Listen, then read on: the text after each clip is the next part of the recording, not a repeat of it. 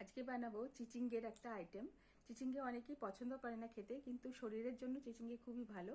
আর এই গরমে ওর মধ্যে ওয়াটার কন্টেন্ট প্রচুর থাকে, গরমে খাওয়া উচিত। আর চলো কিভাবে বানাচ্ছি দেখাই। কাল বাজার থেকে চিচিঙ্গে এনেছিল। চিচিঙ্গে শরীরের জন্য খুবই ভালো এই গরমকালে, কিন্তু ওটাকে টেস্টি বানানোর জন্য একটু মেহনত করতে হয়।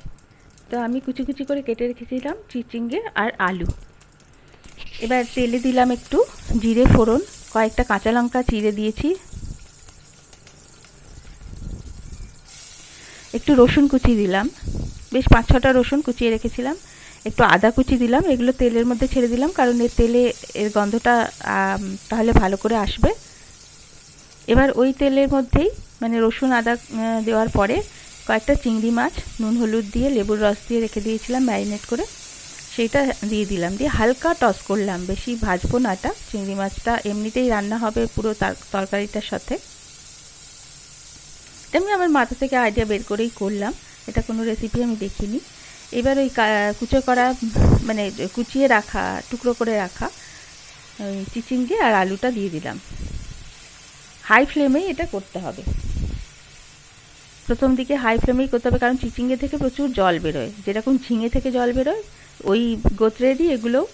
চিচিঙ্গেগুলো, শশা, চিচিঙ্গে, ঝিঙে সব একই গোত্রের জিনিস। তো এইবার আমি একটা বড় সাইজের পেঁয়াজ কুচি করে রেখেছিলাম, সেটাকে দিয়ে দিলাম। পেঁয়াজটা আগেও দেওয়া যেত, কিন্তু ভাবলাম এইভাবে করে দেখি কেমন হয় খেতে। তা এতক্ষণ আমি হাই ফ্লেমেই করছি কিন্তু সব কিছু। এতে এখনও নুন দিইনি, নুন দিলে আরও জল বেরোবে। এবার নুনটা দিলাম।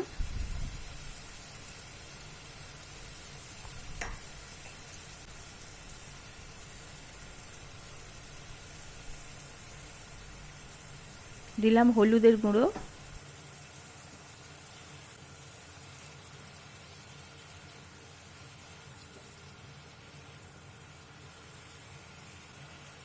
এবার সামান্য একটু চিনি দিয়ে দিলাম, এই হাফ টিস্পুন মতন চিনি দিলাম।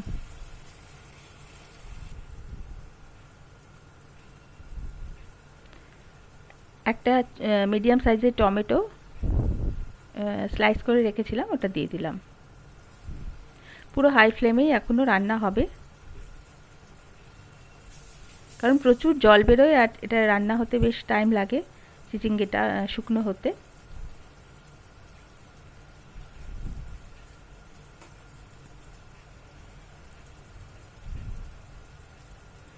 এবার আমি দিয়ে দিলাম, আমার কাছে রাখা ছিল বলে তাই ভাজা মশলা একটু দিলাম।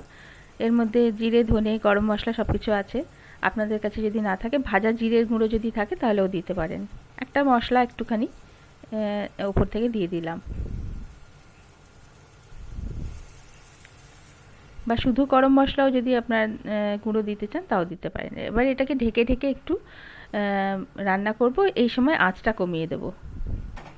এই সময় রান্না করতে করতে মাঝে মাঝে নেড়েও দিতে হবে, নাহলে তলাটা লেগে যাবে। এই করতে করতে এটা শুকোবে, বেশ টাইম লাগবে খানিকটা, তো শুকিয়ে যাবে। এটা আমি করছি রাতে করছি রুটির জন্য আর কি। বেশ মাখা মাখা করতে হবে। এর মধ্যে আমি একটুখানি সর্ষের তেলও দিয়েছি ওপর থেকে, কাঁচা সর্ষের তেল, সেটা দেখানো হয়নি। তো আশা করছি ভালোই হবে খেতে। তো চিচিঙ্গের আর কোনো রেসিপি তোমাদের জানা থাকলে অবশ্যই শেয়ার করবে, আর কমেন্টে জানাও রেসিপিটা কেমন লাগলো। তো আজকে এটাই আমাদের ডিনারে রুটির সাথে থাকবে। ভালো লাগলে লাইক, শেয়ার, কমেন্ট অবশ্যই করবে, আর পাশে থাকবে। আর সবাই ভালো থেকো, সুস্থ থেকো। গরমকাল পড়ে গেছে, দেখো একদম তেল তেলে হয়ে গেছে, তেল ছেড়ে এসছে নিচ থেকে।